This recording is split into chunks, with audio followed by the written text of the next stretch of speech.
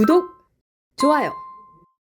자, 어제 가장 중요한 현안 중에 하나는 바로 조은석이죠. 조은석 특검팀에서 발표한 수사 발표이죠.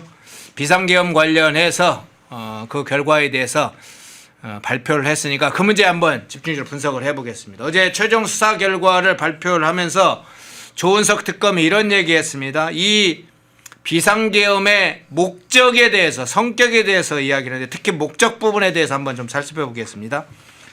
조은석 특검이 윤석열 전 대통령은 정치적 반대 세력을 제거하고 권력을 독점 유지하기 위해 비상계엄을 선포했다. 그러니까 특검은 이렇게 바라보는 겁니다. 비상계엄의 주된 목적이 정치적 반대 세력을 제거하는 거 하나, 두 번째는 그를 통해서 권력의 독점과 유지, 이렇게 봤는데 일단 이 자체로가 의문이에요. 이미 대통령이라는 권한을, 네. 윤석열 대통령을 권한을 가지고 사실은 뭐 거칠게 하면 권력을 다 장악하고 있는데 네. 권력의 독점과 유지를 위해서 그냥 비상계엄을 했다? 네. 이게 뭐 형용무승 같기도 하고 어떻게 들으셨어요? 그러니까 특검의 발표가 말과 자료가 다릅니다. 무슨 말이냐면 보통은 정보부처 사람들이 브리핑을 할 때 말로는 이렇게 막 뭐 이렇게 이유가 있습니다, 동기가 있습니다 말하고 나머지는 자료를 보시면 압니다. 딱 그렇게 얘기를 해요. 그래서 어제 자료를 풀었죠, 보도 자료를. 저도 딱 보도 자료 받아봤을 때 이제 손가락을 탁 풀고 몇 장일까, 한 200장 될까, 열심히 봐야 되겠다. 딱 클릭했더니 9장이에요, 9장. 9장이고 앞에 한 4장까지는 특검의 뭐 인원수가 몇 명이고 뭐 본인들 조직도 뭐 표로 그리고 이런 내용이에요. 그래서 아니 이게 무슨 수사 발표 자료야. 세금 혈세를 500억이나 들여가지고 이런 수사 자료를 발표한단 말이야. 너무나 황당했고요. 지금 말한 것처럼 대통령이 권력을 장악한 목적을 갖고 있었다. 대한민국을 장악한 목적을 갖고 있었다. 라고 하면서 그 근거 자료는 아무것도 없습니다. 그 근거 자료라고 그나마 써놓은 게 노상원의 수첩이라는 건데 이 노상원이라는 사람은 어제 선고가 나왔지만 개인정보보호법 위반으로 선고를 받았고요. 노상원이라는 사람은 법정에 나와서 증언하기를 아니 그 수첩은 내가 그냥 혼자 적어놓은 거다. 내가 구상을 해서 여기에 대해서 어떠한 공조를 하거나 하지도 않았다라는 것이 노상원의 주장이고 폴리바게닝으로 특검이 오히려 나에게 인정하라고 했다. 이러한 주장인데 좀 특검에 그래서 이 발표가 세금이 너무 아깝고 정말 기운이 빠졌어요. 뭔가 손뼉이 마주쳐야지, 특검도 파이팅 해야지, 저도 파이팅하게 싸우는데 아니 이건 뭐야, 이런 생각이 좀 들어서 재판을 좀 지켜봐야 되는 그러한 수순입니다. 네. 그러니까 아주 센 파이터라고 생각을 해서 네. 수사 발표 어떻게 나오나 했더니 실제 보니까 너무 허당이었어요. 네, 그 원래 목적범이라는 거는 녹취 기록, 영상 기록, 계좌 기록 이런 객관적 증거가 있어야 되는 거잖아요. 네. 그런 거 하나도 없고요. 이제 밝혀진 거죠. 그동안 한덕수 총리에 대한 그 구속영장, 박성재 법무부 장관에 대한 구속영장에서 뭐 특검이 PPT 발표를 뭐 80장을 했다, 300장을 했다 하는데 이거 다 언론 기사 그냥 갖다 붙인 거 아니냐, 이런 의심이 지금 확고해지는 수순입니다. 예. 자, 조은석 특검이 발표한 어제 수사 발표에서 황당한 게 이런 게 또 등장하죠. 아마 이미 이건 사건 쟁점화가 된 사항인데, 자, 수사 발표 내용에 이런 게 있습니다. 북한의 무력 도발을 유인해 계엄을 선포하려고 했으나 실패했다. 자, 북한의 이제 무력 도발을 유인하려고 했다고 지금 특검은 봤습니다. 뭐 그 증거가 유인하려고 했던 것에 대한 명확한 없이 그냥 무인 드론기를 평양으로 보냈다. 이게 이제 무력 도발을 유인하는 것으로 본 것이죠. 그래서 유한유치죄도 적용 못한 특검이 일반 이적 혐의로 적용해서 기소를 해놓고는 우리 군의 무인기 정찰 대응을 북한의 무력 도발을, 전쟁을 유발하기 위해서 무인기 도발한 것이다, 이렇게 봤는데 이 뭐 어처구니 없는 일이라는 거 우리가 이미 알고 있었지만 특검의 최종적인 발표 과정에서 다시 재생이 됐네요. 네, 이거는 우리 국민들이, 우리 펜앤마이크 시청자분들은 누구나 다 알고 있는 사실이죠. 북한에 우리가 무인기 왜 보냈습니까? 북한이 먼저 보냈으니까 우리가 보낸 거예요. 우리가 확성기 설치 왜 재개했습니까? 북한이 오물풍선 보내니까 우리가 거기에 대한 대응으로 확성기 설치를 한 겁니다. 북한의 도발에 대해서 대응을 했는데 이것을 이적죄라고 판단한 특검은 정말 뭐 군사학적인 지식이 전혀 없는 것인가? 그동안 대한민국 근대사에서 있었던 많은 그 남북관계에 대한 지식이 전혀 없는 것인가? 좀 어이가 없고요. 지금은 무인기 보내는 게 아니라 아니 인공위성에서 북한 사진을 찍고 있잖아요. 그럼 사진 찍는 것도 다 이적행위입니까?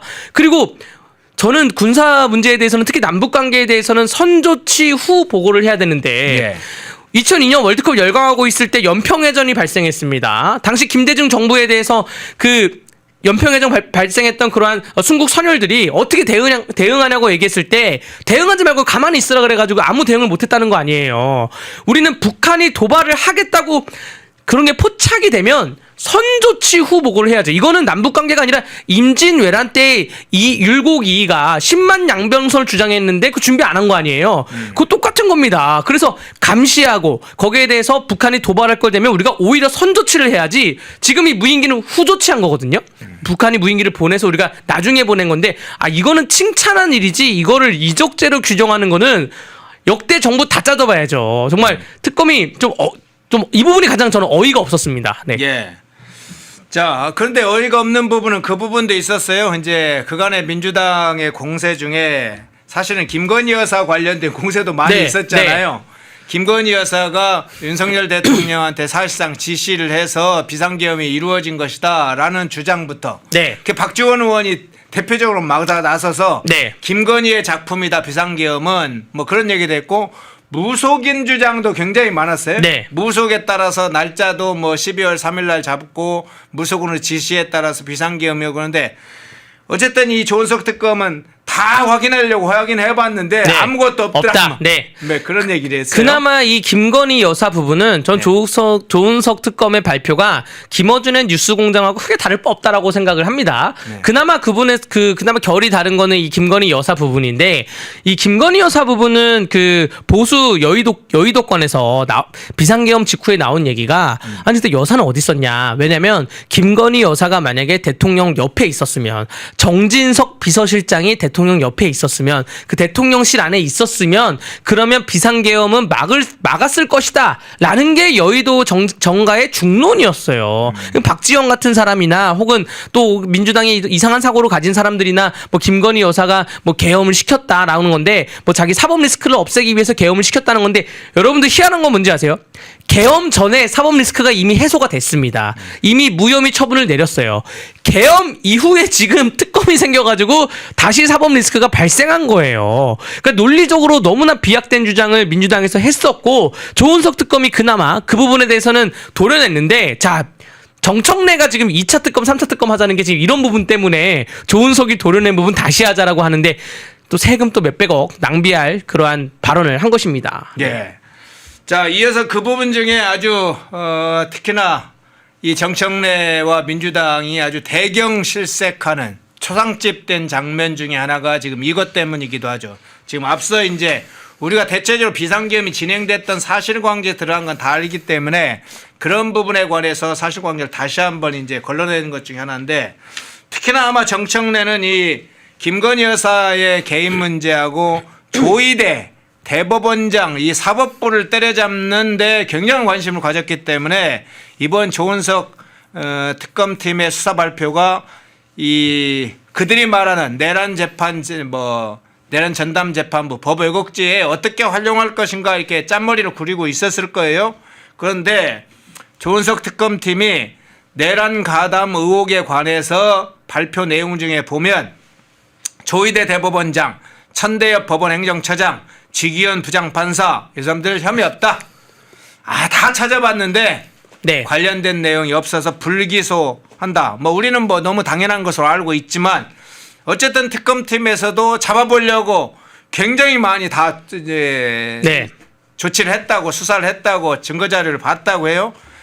자, 이 주장 결과적으로는 민주당이 그간에 이 특검을 주장을 할 때 비상계엄을 주장할 때 사법부와 연관성들을 굉장히 이야기하면서 사법부를 내란 동조 세력으로 모는 중요한 여러 가지 주장을 해왔는데 이게 무너지는 상황으로 봐야 되나요? 이거 법률적으로 정확히 한번 말씀을 드리겠습니다. 정청래나 박범계는 법 공부도 한 사람이 법무부 장관까지 한 사람이 굉장한 착각을 하고 있는데 정청래나 박범계한테 물어보면 항상 하는 말이 아직도 내란은 계속되고 있다. 내란은 종식되지 않았다. 자, 그러면 형법에서 규정하고 있는 내란죄가 계속범이냐 결과범이냐 혹은 위헌범이냐 물어보고 싶어요. 여러분들 범죄는 어떠한 결과가 발생해야지 범죄가 일어나는 게 있습니다. 폭행, 상해 딱 때리면 결과 발생하죠. 그래서 처벌받죠. 근데 교통방해는 방해 시간이 지속이 돼야 되는 거예요. 뭐 맞고 나서 오래 있던가. 또 감금을 한 번 묶는 게 아니라 감금 시간이 있어야 됩니다. 이런 게 이제 계속범위라는 거거든요. 또 위헌범위라 그래서 업무방해. 구체적인 뭐 위험을 초래하지만 위험성을 갖고 있다 그래서 업무방해죄. 이러한 법률의 구분이 있는데 그럼 내란죄는 뭐냐? 내란은 계속범위나 위헌범위 아니라 결과범위예요. 만약에 비상계엄이라는 수단을 통해서 내란을 했다는 게 인정이 되었다고 한다면 그럼 비상계엄을 하고 그 종료했던 2시간 반까지가 딱 그 기간인 거고 그 이후에 있었던 뭐 조희대 대법원장이 뭘 했던 뭐 쥐기현 판사가 뭘 했던 뭐 제가 뭘 했던 이거는 그 방조나 동조가 절대 될 수 없는 법률적인 구조입니다. 그래서 정청래랑 박범계 법무부 장관이 이런 걸 모르고 지금 아직도 내란이 계속되고 있다. 정치적으로 이용하려고 하는 건데 조은석 특검은 검사 58명이 모여 있습니다. 검사 60명이 있어요. 예. 검사 60명이 아무리 뒤져봐도 이게 논리가 안 되거든요. 그렇기 때문에 천대엽, 조희대, 지기현 이러한 그 12월 3일 이후에 발생한 사건에 대해서는 이건 어떻게 우리가 할 수가 없다라는 거고 이거 비슷한 논리로 박성재 법무부 장관도 영장이 계속 기각되고 있는 겁니다. 네. 자, 그러면 이 부분 좀 본질적인 문제 하나 이야기를 다뤄볼게요. 지금 특검에서 여러 가지 것들 언어를 만들어내 가지고 막 낙인 찍는 용어를 썼습니다. 뭐 2023년 10월 이전부터 계엄을 준비했다. 권력 독점을 시도했다. 반대 세력을 제거할 목적이었다. 정치활동 및 국회 기능을 정지시켰다. 비상 입법기구를 통해서 입법권과 사법권을 장악하려고 시도했다. 여러 가지를 막 거기다가 엮어서 거기다가 이제 프레임을 하나씩 엮어서 그래서 국헌 물론 목적의 폭동이 성립된다 이런 주장을 그냥 엮어진 일들을 했는데 자 지난번에 쥐기현 부장판사가 사실 재판 과정에서 약 한 달 전쯤에 무슨 얘기를 했냐면 지금은 팩트를 확인하는 것도 중요하지만 팩트보다는 내란죄 요건에 관해서 이게 법리가 성립하는지 그것을 확인하는 게 굉장히 중요하다 그런 얘기를 했어요. 그러니까 위헌위법 관련된 문제도 있지만 본질적으로는 이거 이제 내란죄 혐의가 성립하느냐 이 문제가 아주 중대한 문제이기 때문에 국헌문란 목적의 폭동이라는 내란 혐의 그래서 쥐기현 판사도 지금 팩트보다는 내란죄 요건에 관한 법리적 이 문제가 중요하다 이런 얘기를 한 바가 네. 있는데 어떤 차원에서 보세요? 자, 우리 법에는 법적 안정성을 위해서 기존 재판부가 판결 내리는 거는 존중을 해야 된다는 그러한 귀속성이 있습니다. 네. 그 비상계엄이 약간 위헌적이어서 탄핵을 한다는 거는 이거는 헌법재판소의 판결문에 적혀 있어요.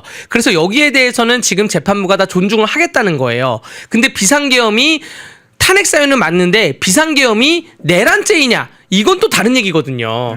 비상계엄이 내란으로 가는 거는 지금 재판 중인데 왜 민주당이 자꾸 정치적으로 내란이라고 규정을 하냐. 국헌문란의 목적범을 밝히기 위해서는 그 목적이나 동기가 뚜렷한 것이 어떠한 증거로 현출됐냐를 봐야 되는데 지금 거기에 대해서 재판을 하겠다는데 증인신문도 하고 있는데 왜 정치권에서 먼저 선을 긋냐라는 거에 대해서 쥐기현 판사가 지적한 거고요. 이게 어디로 나왔냐면 얼마 전에 있었던 전국 법관 대표 회의에서 그때 법관들끼리 회의를 하고 나서 성명서를 발표를 할 때 보도자료 발표를 할 때 용어를 내란 재판부라는 용어를 안 썼어요. 비상계엄 재판부라는 용어를 썼습니다. 왜냐하면 법관 회의에서 법관들 입에서 판사들 입에서 내란하면 이게 국민들이 보기에는 정말 내란으로 보일까봐 현재 재판 중에 영향을 끼칠까봐 비상계엄 재판부라는 용어를 쓴 겁니다. 지금 우리 국민들은 조금 더 객관적이고 조금 더 현명하게 지켜보셔야 할 필요성이 좀 있다고 보여지고요.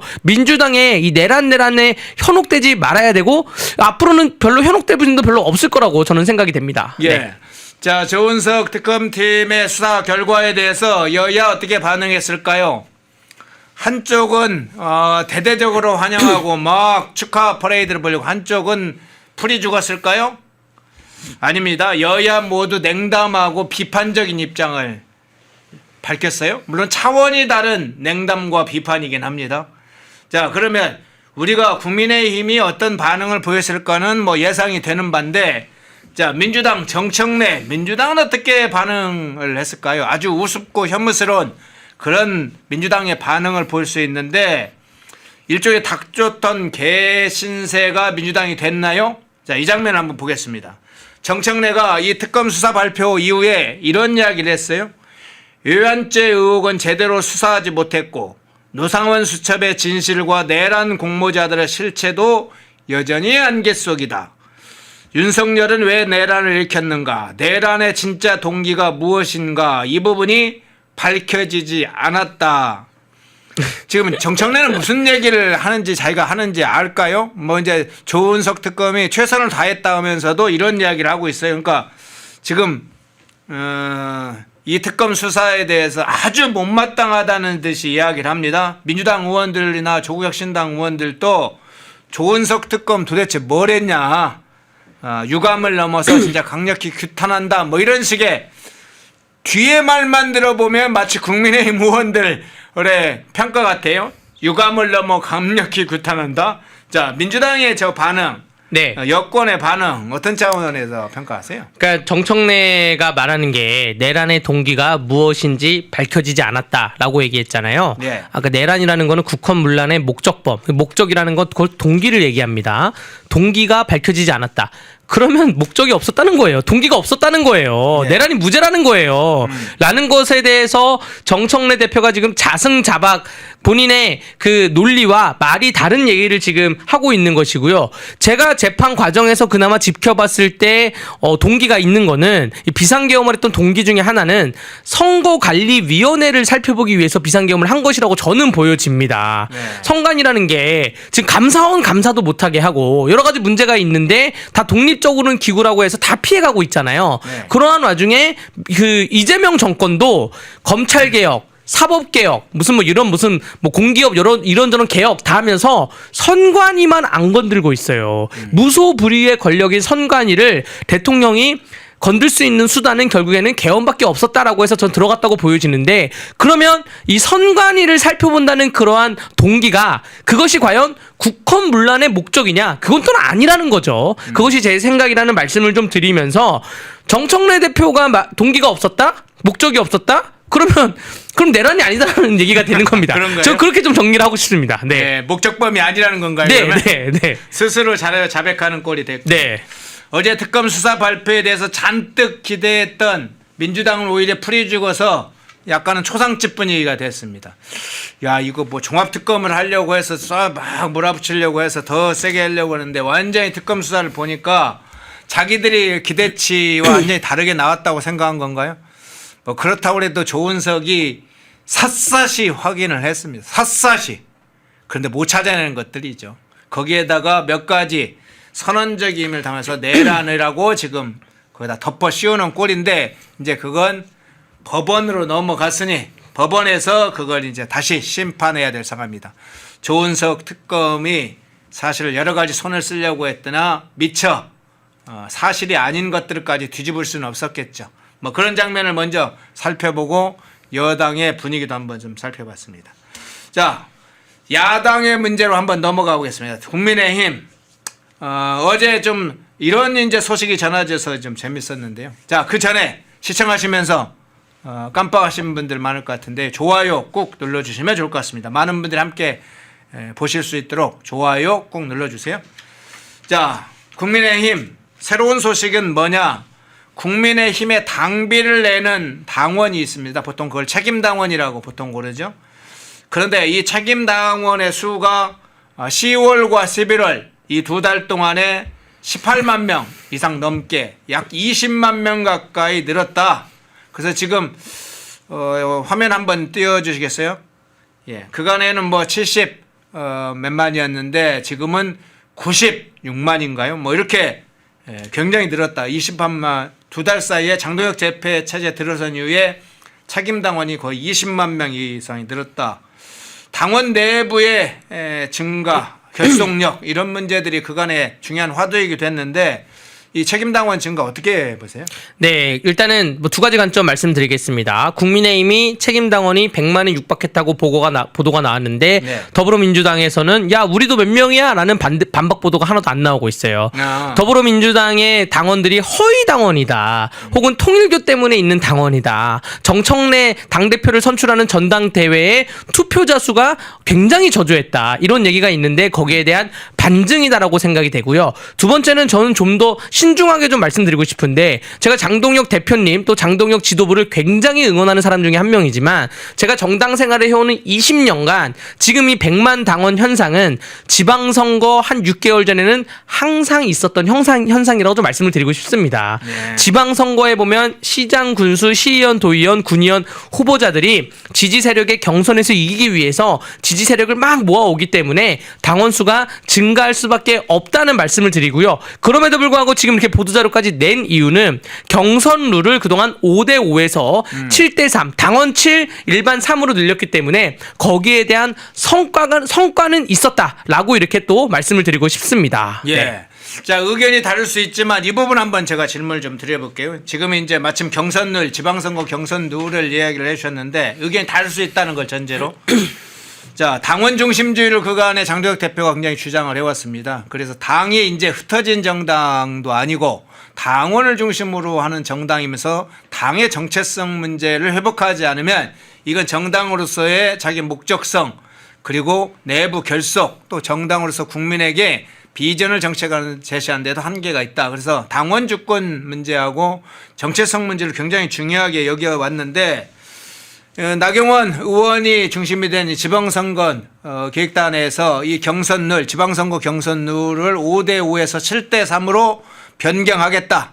그간에 여론조사 30%, 당원 70%, 아니죠, 둘 다 50% 당원과 여론조사 50대 50으로 하던 걸 당원을 70% 그리고 여론조사를 30%로 하는 거, 그렇게 변경하겠다고 주장을 했는데 이 과정에서 반발이 지금 상당히 나오고 있어요. 그중에 이제 어떤 세력이 나오는 반발하느냐 부분은 우리가 알 수도 있는데, 더군다나 주류 언론에서 특히나 장동혁 체제를 굉장히 비판하는 흐름을 요즘 보이면서 이 경선들을 비판하는 상황이기도 한데, 저는 이 문제에 대한 근본적 의문이 있는데, 네. 아니 뭐 지방선거이든 대선이든 자기 당의 후보를 뽑는데 여론조사라는 형태, 여론조사라는 건 어떤 사안이나 이슈나 특정한 것에서 참고하는 자료에 불과합니다. 네. 참고하는 거예요. 어떤 결정을 하는 뭐 자료가 아닙니다. 그런데 어떤 자료를 보면 여론조사는 1000명, 어떤 건 뭐 300명, 500명 정도의 샘플을 가지고 조사를 해서 지방선거나 뭐 총선 때 후보를 선정하는데 배정한 비율을 쓰는데, 왜 여론조사라는 것을 민심이라고 해서 엉뚱한 프레임을 만들어 가지고 자기 당 후보를 뽑는데 여론조사를 왜 반영하는지, 저는 여론조사를 아예 빼야 된다고 보거든요. 네.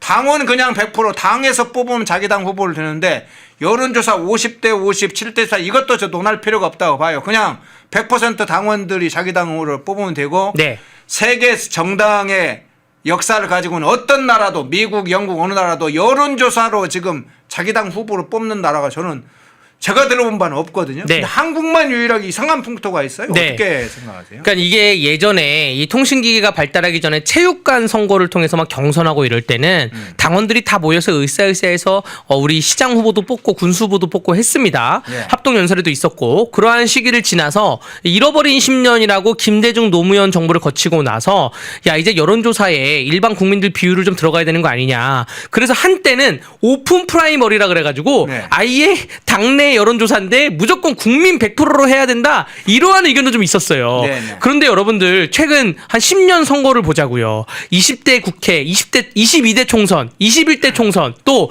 최근 지방선거를 봤을 때 다 5대5를 유지해 왔거든요. 5대5를 유지해 와가지고 국민의힘이 선거에서 승리했습니까? 네. 새누리당 이후에 미래통합당, 뭐 자유한국당, 국민의힘이 5대5를 유지해서 선거에서 승리를 했습니까?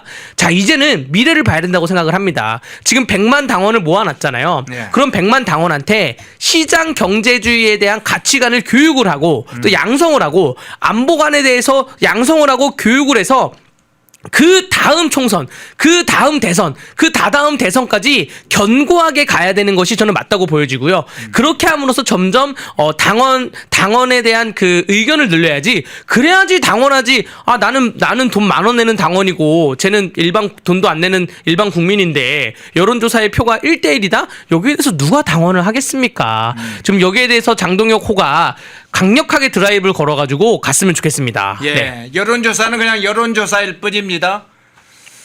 저렇게 후보 결정에 비율을 뭐 50%인지 30%인지 줘야 될 게 아니에요. 우리가 특정 원전 문제든 뭐든 다 참고 자료로만 써왔습니다. 지금 돌아가는 매주에 하는 여론조사도 참고 자료일 뿐이지 그게 어떤 사안에 대해서 우리한테 유리하든 불리하든 그렇게 여론이 나온다고 결정되는 게 아니죠. 참고 자료로 쓰는 거죠. 우리한테 불리하더라도 예를 들면 국민의힘 위원정당이니까 해산해야 된다는 여론이 약 한 55%에서 60% 나오면 국민의힘 해산할 겁니까? 국민의힘 의원들은 여론조사가 한 60% 해산으로 나왔으면 해산할 거예요? 그냥 참고해서 국민들이 한 60%를 비판적으로 보는구나 국민의힘. 그러면 어떻게 개선할 거를 찾으라는 것이죠. 여론조사는. 그걸 어떻게 후보를 결정하는데 여론조사 비율을 넣습니까? 100만 명 당원, 책임 당원이 중요합니까? 300명, 500명 그냥 그것도 모르는 무작위 사람들의 비율을 50% 넣는다? 일종의 XX 짓이죠. 그건. 저는 그렇게 봅니다. 어쨌든 그 문제는 좀 자세하게 더 이야기를 했는데 시간이 없어서 좀 짧게만 했고요. 마지막 질문만 하나 좀 드릴게요. 네.